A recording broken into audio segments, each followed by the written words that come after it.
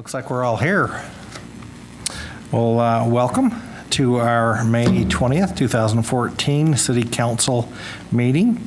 Let the roll call reflect that all council members are present. We will turn the time to I saw some scouts. Did we get some? Got it. You have the scouts? Okay. Vice Chair Cockner will take care of this. Good evening. David Harris from Troop 18 has agreed to lead us in the Pledge of Allegiance. If you want to come up to this microphone right here, we will join you when you tell us.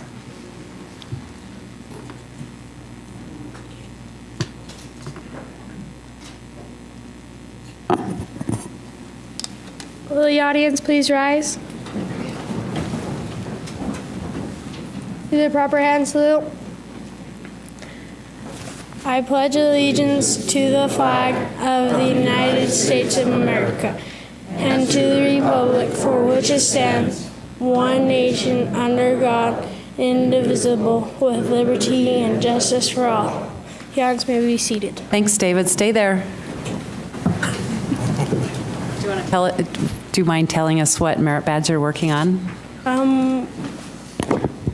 My troop's working on citizenship in the community.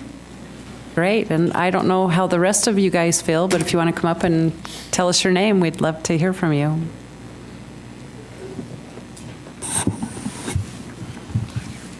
It's nice to see him in uniform. It is very nice. They really present well. I'm William Hunter. I'm James Riches. I'm Bracken Tingy. Well, thanks for coming, you guys. And thanks to your leaders. They're also in uniform. Very nice.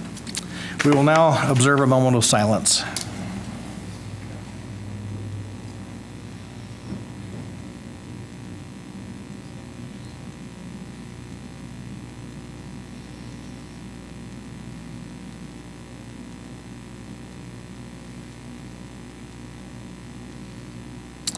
Thank you.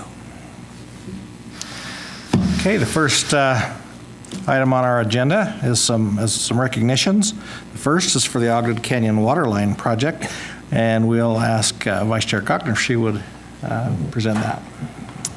Be delighted to. This is a joint resolution of the Ogden City Council and Mayor recognizing the Ogden City Engineering Division for its completion of the Ogden Canyon Waterline and other extensive infrastructure improvement projects. Whereas in 2008 and 2012, Ogden City underwent utility studies to evaluate needs and identify projects to improve aging water infrastructure throughout the city.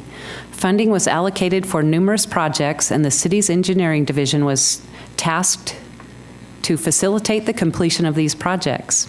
And whereas one of the most significant projects completed to date is the Ogden Canyon Waterline. The old pipeline was decaying in the ground and causing a significant loss of water. The location of this project posed major construction challenges as the pipeline was replaced within a narrow, winding road that is bookended by cliffs on one side and a river on the other. This project also dealt with other difficult conditions as labor was often performed in freezing temperatures and during the dark of night. And whereas the final result of this project included the replacement of a 5-mile-long, 100-year-old pipeline and provided tremendous infrastructure improvements. In January 2014, Public Works magazine published an article about the impressive replacement of the old line and featured a photo taken by Ogden City employee Frank Hammond. In addition, the Utah chapter of the Associated General Contractors of America awarded Whitaker Construction the 2013 Utility Project of the Year. And whereas Ogden City also received the 2013 Supporting Member of the Year award from the Utah Rural Water Association. This honor was presented to City Engineer Justin Anderson because of the city's participation in the association, its dedication to system improvements, the excellence of our system operators, and specifically for tackling the Ogden Canyon Waterline project.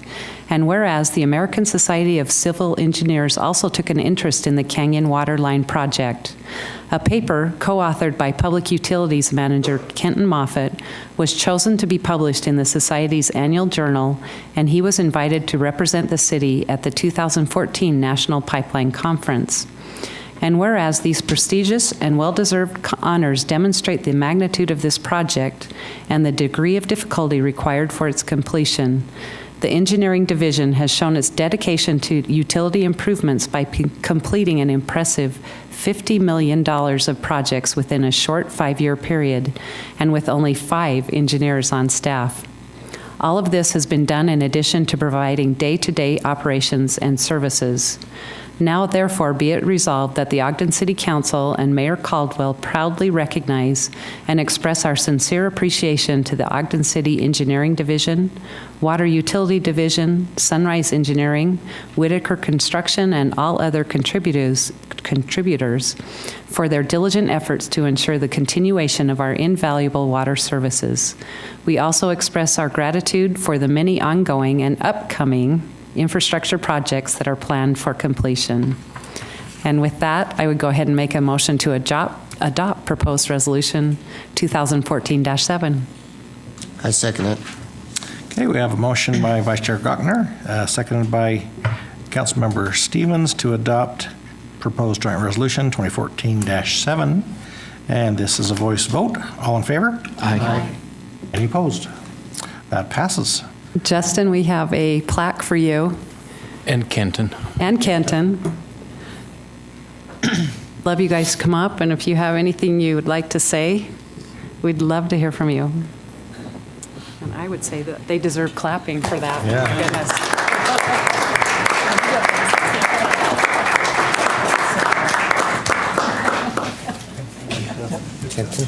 Thanks, Ken. Appreciate it.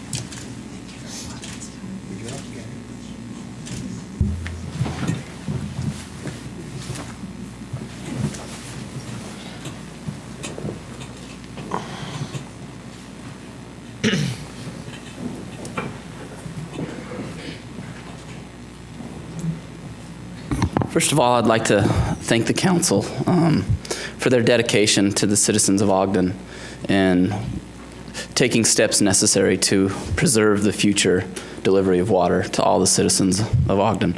It's been very fun to be able to analyze the water system and to look to ways to improve it. I have to take my hat off to the water operators and the men and women of the water department. There's been many times during this process over the last 5 years, we've been up in the middle of the night completing projects, and there are the water utility men out there, sometimes in the freezing weather conditions, down in a hole with water up above their knees, and I'm very impressed by their efforts and want to recognize them for the service that they do. Even this last week, they've dealt with some water line breaks. They're out there, they're fixing them, and they're working very hard. And so we appreciate the opportunity of being able to serve the citizens of Ogden and the water users, and we try to do so with our best efforts. Thank you. Thanks, Justin. I got to tip my hat personally to them. Councilmember Stevens and I had a little interest in what's going on up there, and as you know, they worked at night. So Justin took he and I up there at 10 o'clock and sat there till 2 in the morning before we finally had enough, and he was okay with that. You could tell he had a real passion for it, and the expert people on the equipment up there and the construction company, it was just amazing to watch that whole process. Very remarkable feat. Thank you for your efforts in that.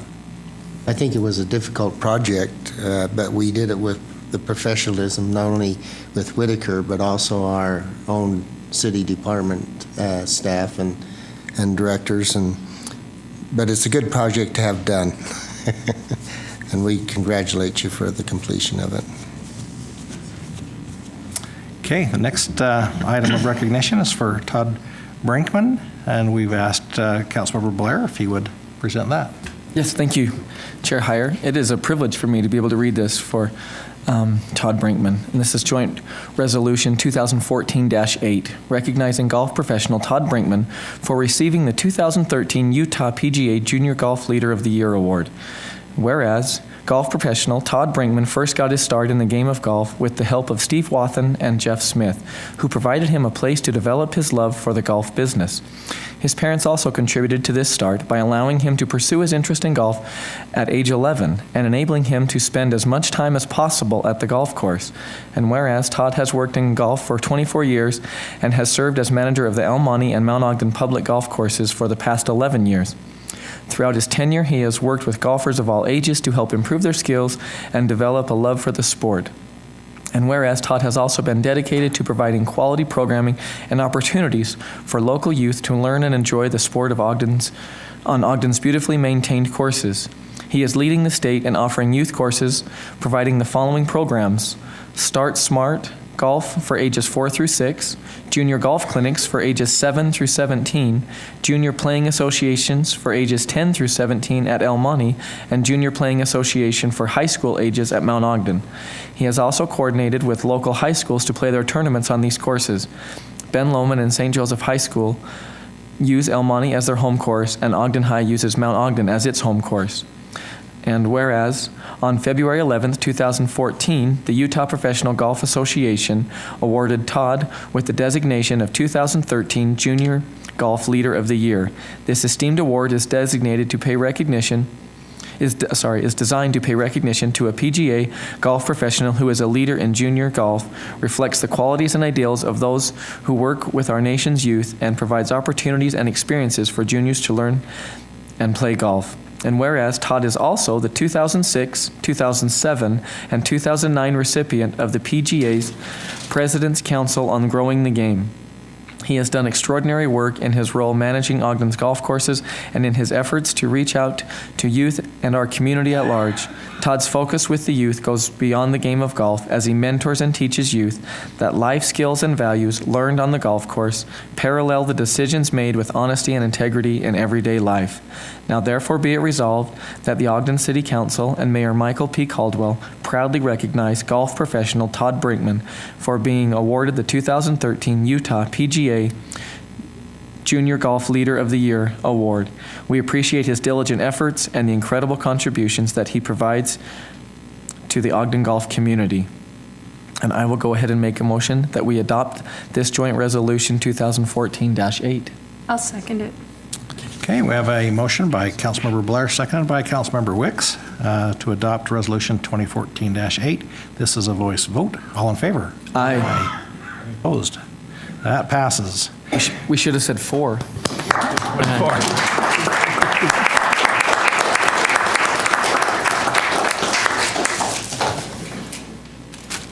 Congratulations, Todd. Thanks, Todd.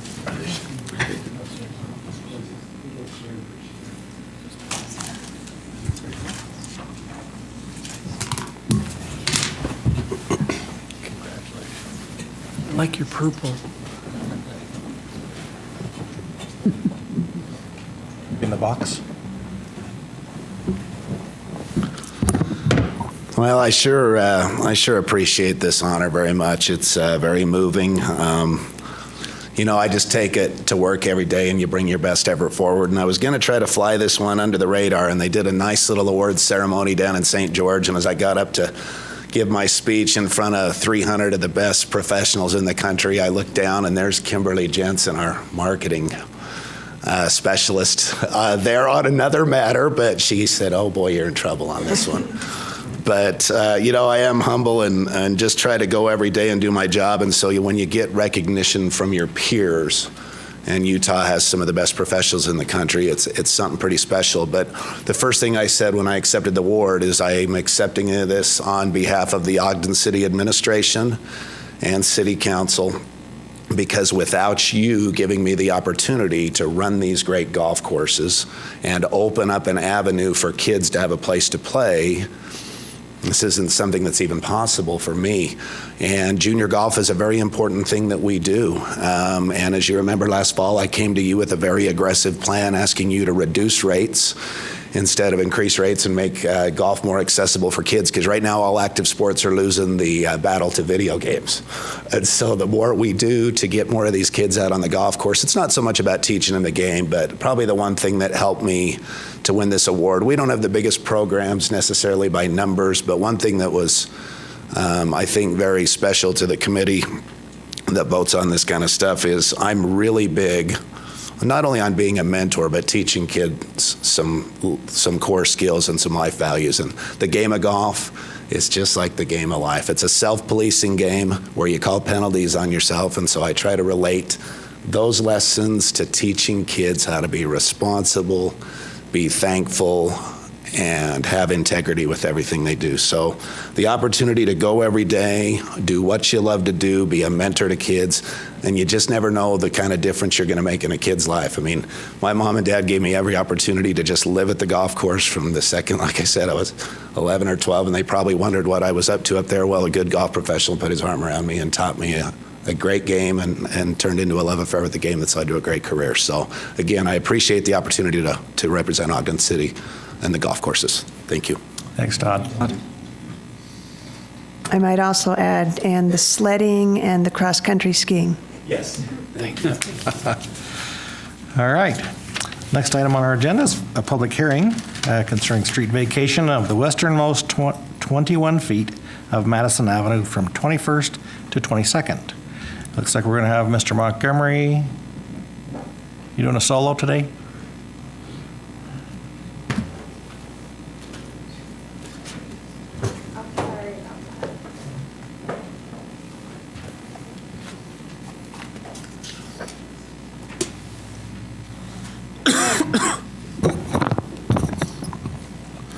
He'll focus in a minute. Oh, Mr. Chair and members of the council, what is before you tonight is a recommendation from the Planning Commission regarding a partial vacation of the west 21 feet of Madison Avenue between 21st and 22nd Street. This vacation is actually the area from the curb line west to the city property line of Madison Avenue. It does not affect the road portion of the right-of-way, though, as I mentioned, it is the area of property behind the curb line. The reason for the vacation is based on the proposed new D school, or whatever name it will be in the future, if there's a change. As you can see on this drawing, that red line indicates the area that's being requested to be vacated, and that is a portion of where the school building will be placed. In order to have the school all on its own property, that vacation is needed. As the Planning Commission reviewed this request, a few things that they looked at was, first of all, the impact of general circulation. And as you can see, there's other items that are going to be taking place that have already been looked at as far as encroachment permits for a park expansion. But the building itself is in a situation that if the road was needed to continue on, it would not impact the ability for that road, nor the utility services that are in the roadway now. One of the items that was addressed in the Planning Commission was the fact for the vacation to take place is that the school will need to acquire all properties that are on that west side. And without that acquisition, then the vacation could not take place. So in the ordinance that you have before you, there are conditions. Another condition is that the school actually be built. There'd be no reason to vacate that portion of Madison if the school does not take place. So those two conditions are placed in this vacation so that we guarantee that if the project does not move forward or they do not acquire all the properties, that then the Madison Avenue would not be vacated. That's the recommendation from the Planning Commission for your consideration tonight. Thank you. Any questions for Mr. Montgomery? All right. Thank you. This is a public hearing. If you're here to speak to this this item on the agenda, please come forward at this time and give us your name and address. And you're limited to 3 minutes. It looks like we don't have anyone. Oh, here we come. You were shy. Hello, Council. My name is Cindy Blanchard. I live at 2132 Fowler Avenue in Ogden, Utah. First, I would like to thank the Council for what you're doing on my street. And I want to thank you for answering my petition regarding our infrastructure and redoing the streets and the sewers and the water. It's a great job. The men out there are doing a wonderful, wonderful job. And Justin Anderson has always been so helpful in the last 3 years getting this project together. Regarding the street vacation, number one, I would like the council to know that my church is Integrity Christian Fellowship. I have been attending there since 2005, and that church has been a lighthouse to the community. It has helped, just by being there, to decrease crime in the community. It has helped to, we have reached out to the D School with fundraiser kind of things and donations and stuff to help the teachers with the children. So when it came to my attention that we were being asked to give up our place of worship, to build a school when there's one down the street, that there's property down the street, and that school already is there. I understand the building's problem, but it really breaks my heart that the council would come to a place of worship and ask us to give up our privilege to worship. We are a debt-free church. We owe nothing on that building. And the council is asking us to go into debt so that you guys can acquire this property. I just want the council to know that I think that is unfair. And if there's anything that you can possibly do so that we can be provided a place to worship, we'd love to stay where we're at. That would be the ideal resolution. But if there's anything at all that the council could possibly do to provide us equivalent place to worship, where we're not going to have to go into debt, because God's word says that the debtor, that the lender, or the borrower is debtor to the lender. We would really gratefully appreciate that. I mean, how would you feel if it was your church? Thank you. Thanks, Cindy. Anyone else? Seeing no movement, I'll make a motion to close the public. Oh.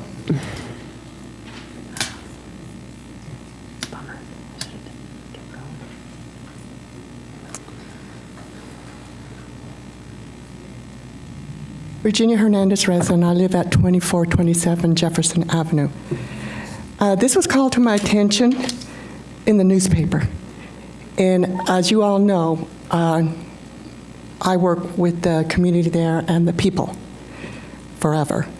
And that community was not informed properly to get involved and be informed that all this was going on. Because if they would have been informed, and that's what the problem with this community development, they're supposed to inform the community properly, give them enough time, people to get out, hear what's going on, because it's their community.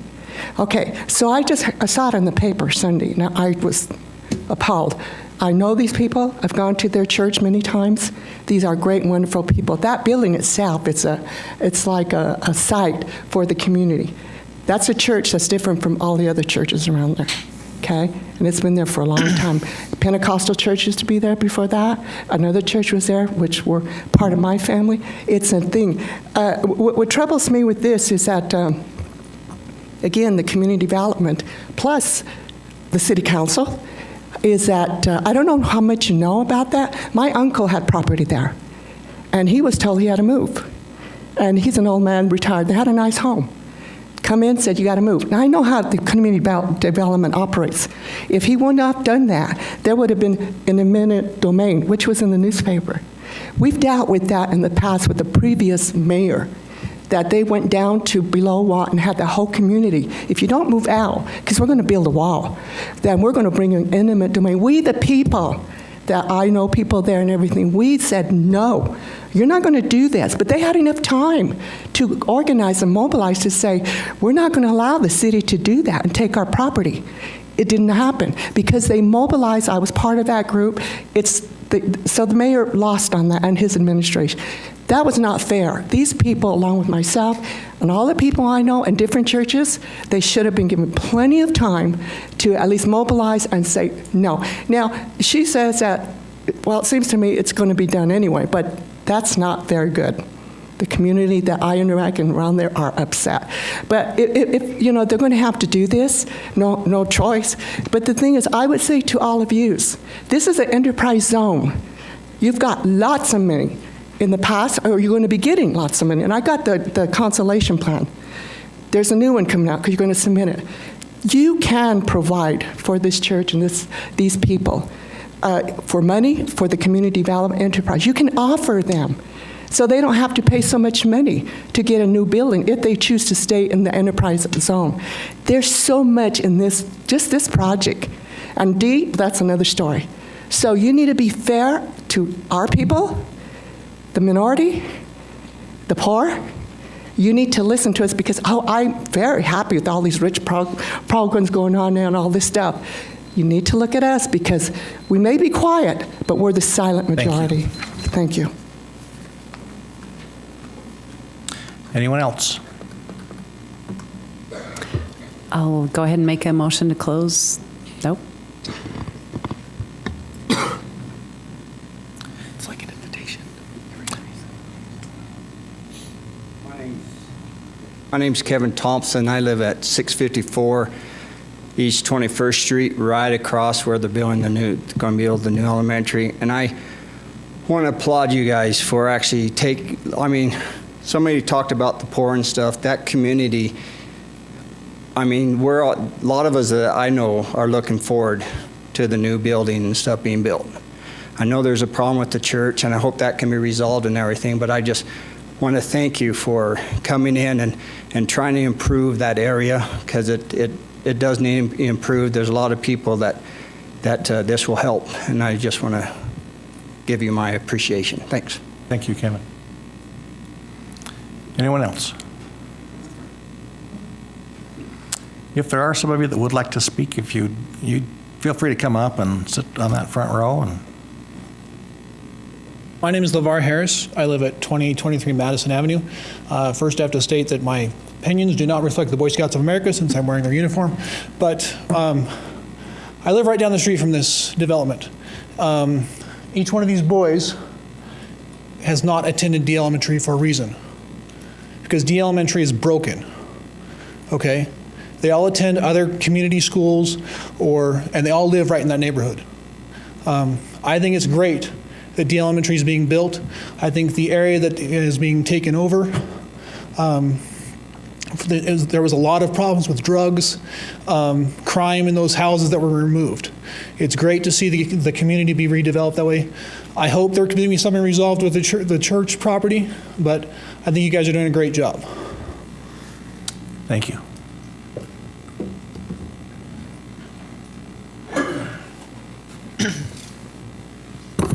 Hello, my name is Tim Waite. I live 3585 South, 575 West in Riverdale. And I don't think anybody's disputing the fact that the school is old and needs to be replaced. And I just feel that they're overlooking the fact that this church, along with no matter what religion you belong to, it's about saving people and turning their lives around. And school is not the only place that does that. Churches do that too. And if that church can just be compensated for the cost of their building so that they can go move forward, it could save people's lives in a different way than just education. And that's good for our community too. To think that money, a few dollars when it comes to the kind of money we're talking about here is the compensating factor, and I just don't know what to say. I just am disappointed that they'd be willing to just sacrifice the church and put them into debt and probably end up in their closure. And I feel sorry for the people that might not have the opportunity to find Christ and turn their lives around. So, thank you. Thank you. Anyone else? I'll try again. I'll go ahead and make a motion to close the public hearing. Second. Got a motion by Vice Chair Gottner, seconded by Councilmember Garner to close the public hearing. This is a voice vote. All in favor? Aye. Okay. What's your pleasure? Chair, would you like me just to comment about the purchase of that? This has been a project we have collaborated with the school district on. The school district is buying the property, not the city. And the negotiation with the church has been through the school district. I think the superintendent himself has been working through that negotiation. So the funds aren't coming from the city, they're actually coming from the school district. Any eminent domain power is given to the school district. This isn't a city eminent domain project at all. Like I said, we've collaborated. We think it's good for the neighborhood. We're hoping that both the church and the school district can come to an agreement on price, but we have not been privy to that negotiation. So that has been strictly between them. This tonight is like Greg said, is got a clause in there that if the school never happens, then of course this vacation doesn't ever happen. So I think we're protected if it doesn't come about. Hopefully that helps clarify our roles. Our role isn't as many in the audience think it is. But we are collaborating, trying to put a redevelopment of that area together. Thank you, Mr. Johnson. Appreciate that. So with that, I'll make a motion that we adopt proposed ordinance 2014-19. Second. Okay, we have a motion by Councilmember Garner, seconded by Councilmember White, to adopt ordinance 2014-19. This is a roll call vote. Councilmember Blair? Aye. Councilmember Gardner? Aye. Councilmember Stevens? Aye. Councilmember White? Aye. Councilmember Wicks? Aye. Vice Chair Gochner? Aye. Chair Heyer? Aye. That passes unanimously. And we appreciate those who have come and shared their views. I hope that what Mr. Johnson said cleared up who the responsible people are. We as a city are very mindful of disadvantaged, and that's one reason we've collaborated to improve the school situation. So, Chair, one other comment. I'm more than happy to pass on to the superintendent the concerns that were expressed tonight. I might even ask the recorders for a copy of the audio so that we could actually give it to the superintendent so he could hear the concerns. So your feelings and your passion isn't lost, and I'm more than happy to pass that on to him. Thank you. That's and great I think idea. it's important to note that a condition of the vacation is that it doesn't become effective until construction of the school begins. So it's hinging upon the school district being able to negotiate with the church. Good point. Good point. Thank you. Okay, the next item on our agenda is public comments. This is an opportunity to address the council regarding your concerns or ideas. Please state your name and address clearly for the record and limit your comments to 3 minutes.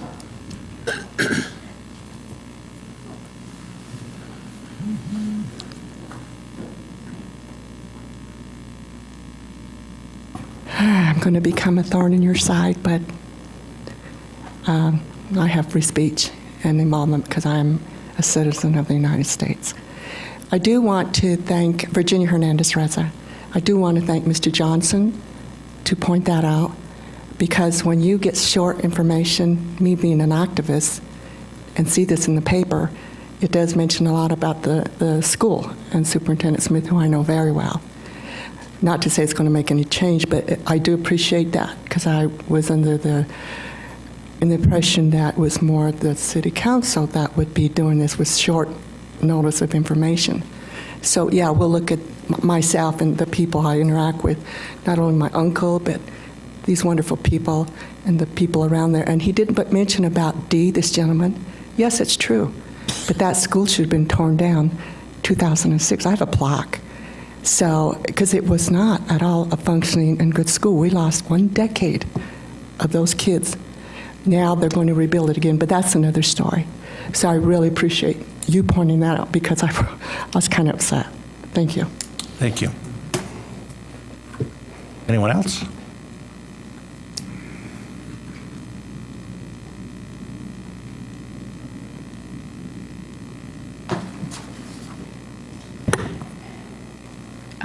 Chair Heyer and the City Council. My name is Lori Schlichting, and I live at 621 Ogden Canyon. Until the Ogden Canyon Waterline Project, I had very little interaction with the Water Utility Division. But during this project, Ogden Canyon residents and business owners, myself included as a resident, had many opportunities to interact with and be involved with the water utility in both public and private meetings. I feel obligated to inform you and your constituents that the Waterline Project brought to light to our attention as Canyon residents the financial mismanagement, the discriminatory practices, and the unethical conduct of the management of the public water utility in Ogden City. The actions of which we are able to provide evidence place Ogden City in jeopardy of legal consequences and associated financial liabilities. I would welcome a meeting at the request of any city council member to discuss the questions that you may have as a result of this statement. Thank you. Thank you. Anyone else? Okay, seeing none, would ask for comments from Mr. Johnson.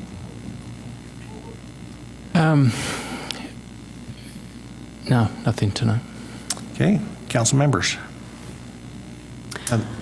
Go ahead.